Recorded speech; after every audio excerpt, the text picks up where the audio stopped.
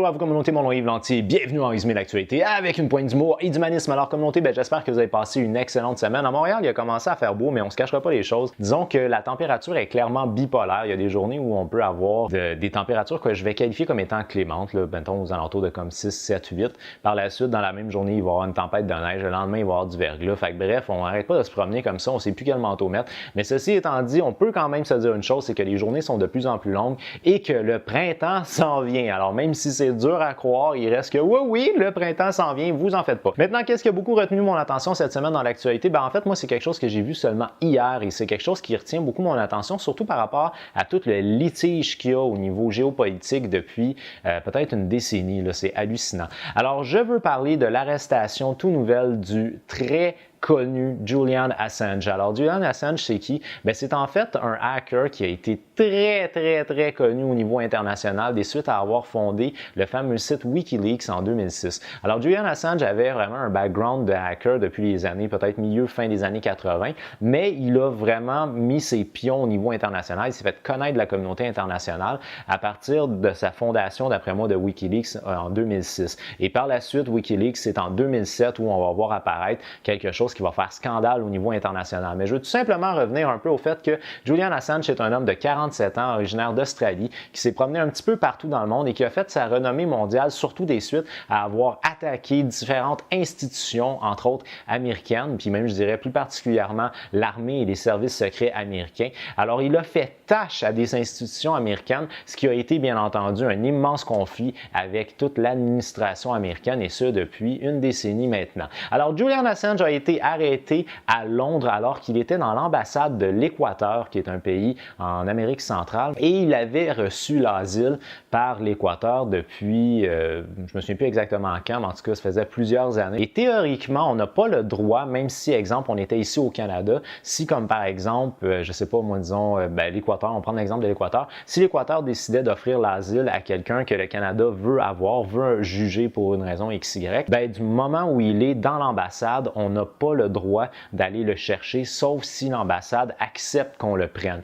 Et puis là, Julian Assange avait comme une forme d'accord, si vous voulez, avec une administration de l'Équateur, mais qui est une ancienne administration. Alors là, il semblerait que depuis qu'il y a eu une passation de pouvoir, on n'a pas des liens aussi intéressants entre Julian Assange et le pouvoir qu'il y a à l'Équateur. Et malheureusement pour l'Équateur, c'est quand même un conflit géopolitique important puisque les États-Unis ont émis un mandat international pour avoir cet homme-là et qu'en parallèle, on a également la Suède qui a émis un mandat, mais pour des raisons complètement différentes. Alors, Julian Assange a été arrêté officiellement. Pourquoi? C'est parce qu'il aurait violé ses conditions de liberté conditionnelles. Alors, c'est ce qui a permis à la police britannique de pouvoir, à Scotland Yard, de pouvoir rentrer à l'intérieur de l'ambassade et de faire l'arrestation de M. Assange, qui, semble-t-il, a de l'air plutôt mal en point au niveau de sa santé. Alors là, en ce moment, on a la possibilité qu'il soit extradé à deux endroits, c'est-à-dire vers les États-Unis ou vers la Suède. Là, l'homme de Julian Assange est un personnage qui a été perçu par certains comme étant un héros, par d'autres comme étant vraiment un gros salaud. Ça dépend comment est-ce que vous vous positionnez.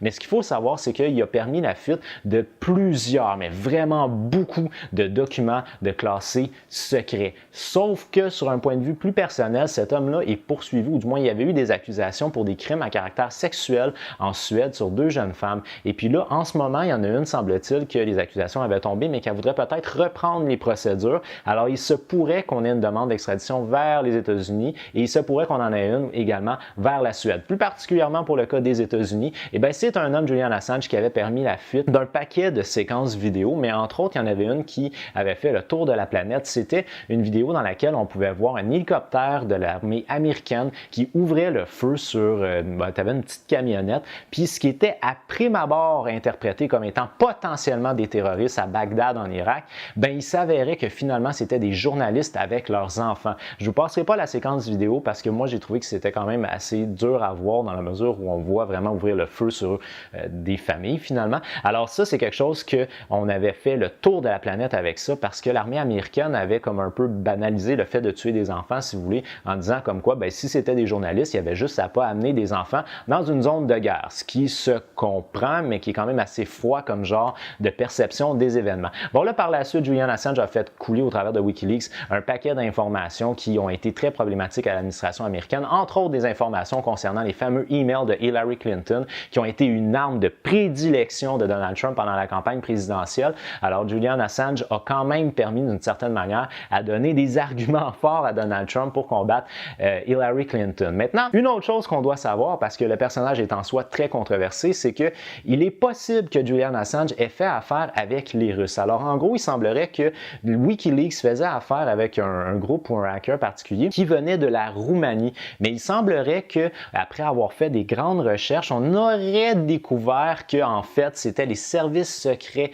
russes qui permettaient à Julian Assange d'obtenir des informations classées secrètes. Maintenant, là, on se le cachera pas les choses. Quand on part dans des affaires d'espionnage comme ça, on a beaucoup de difficultés en tant que témoin extérieur de déceler qu'est-ce qui est le vrai, qu'est-ce qui est le faux. Alors, à quel point l'information qui coule de ça est manipulée? Est-ce qu'il y a vraiment des liens avec les Russes? Est-ce que vraiment les accusations d'agression sexuelle sont véridiques? Est-ce que ça a été construit dans le but de faire taire l'homme qui fait des fuites qui sont mauvaises à l'image américaine sur un point de vue international? C'est très dur à déceler. Bon, maintenant, concernant les histoires de viol, moi, personnellement, je préférerais qu'on mette ça de côté. C'est une autre situation. Je pense que c'est fort possible que oui, parce qu'on perçoit l'homme comme étant une personne qui était très narcissique. Alors, à savoir, moi, je le connais pas personnellement, mais il semblerait comme quoi il est narcissique. Fait que c'est possible, dans la mesure où il se vante beaucoup d'être le fondateur de Wikileaks. Peut-être que c'est vrai, en même temps, peut-être qu'il veut juste protéger ses employés, je ne sais pas exactement. Il a été également reconnu comme étant quelqu'un de très paranoïaque. Alors ça, c'est un peu le paradoxe de l'homme, c'est-à-dire qu'il veut la transparence des institutions américaines, mais en échange de quoi il demande que ses employés ne révèlent rien sur Wikileaks. Alors bref, c'est assez paradoxal en soi parce que tu prônes la transparence, mais tu ne veux pas la transparence pour tes employés, qui est pas logique, mais il en reste pas moins que je trouve que c'est excessivement difficile de prendre position là-dedans parce que vu que ça relève de secret national, ben, il y a des informations là-dedans qui vont couler, qui vont être vraies, d'autres qui vont être fausses, puis c'est dur de savoir exactement qu'est-ce qui est le vrai du faux là-dedans. Mais il en reste pas moins qu'au final, peu importe comment il a obtenu ces informations sont vraies. Alors, il a bel et bien été un lanceur d'alerte, qui est un lanceur d'alerte qui a réussi à démontrer que les institutions américaines ont fait des choses qu'on pourrait qualifier qui sont non éthiques, alors qui ne respectent pas l'éthique et qui peuvent avoir entraîné même la mort de personnes innocentes. Alors sur ce point de vue-là, je pense qu'on doit quand même retenir ça. Maintenant, à savoir est-ce que l'homme est dérangé dans sa tête, c'est fort possible, puis je pense qu'on le saura probablement jamais très concrètement. Mais une chose que je suis certain, par exemple, c'est que ça va faire un foutu de bon film quand tout ça va être terminé. Sur la communauté, pour moi, c'est déjà tout. Je vous remercie immensément d'avoir regardé ma vidéo. Si vous l'avez aimé, n'oubliez pas de donner un petit j'aime. Si vous l'avez vraiment aimé, bien entendu, vous pouvez la partager. Moi, je vous donne rendez-vous sur ma prochaine vidéo. Mais d'ici là, je vous dis, j'ai déjà hâte de vous voir. Ah bah ouais! Good luck. Bye bye.